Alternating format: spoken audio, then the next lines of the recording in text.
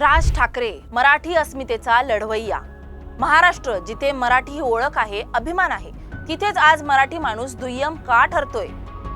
शहरांच्या फलकावरून मराठी गायब होते, रस्त्यांवर मराठी बोला म्हणणाऱ्यांना अटक होते आणि जे मराठीसाठी रस्त्यावर उतरतात त्यांच्यावर गुन्हे दाखल होतात। पण एक नेता आहे जो थेट सरकारच्या डोळ्यात डोळा घालून म्हणतो, मराठी माणसाची अब्रू गेली तरी सरकारची खुर्चीही उडेल। हा नेता म्हणजे राज ठाकरे।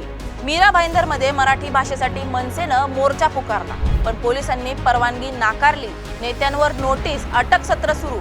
मग काय, मराठी माणसाने एल्गार पुकारला, परवानगी नाही, आम्ही विचारायचं नाही, मोर्चा निघणारच। संपूर्ण महाराष्ट्रातून मनसैनिक रस्त्यावर आले, आवाज एकच, आम्ही जेलमध्ये जाऊ पण मराठी माणूस झुकणार नाही। सरकार गोंधळलेलं, पोलीस यंत्रणा तणावात, पण जनतेचा आवाज थांबला नाही। राज ठाकरे हे केवळ पक्षाचे नेते नाहीत, ते मराठी मनाचं प्रतिनिधित्व करणारे योद्धा आहेत। गुंडगिरी म्हणणाऱ्यांनी आरसा पाहावा, कारण हे आंदोलन अस्मितेचं आहे, गुन्हेगारीचं नाही।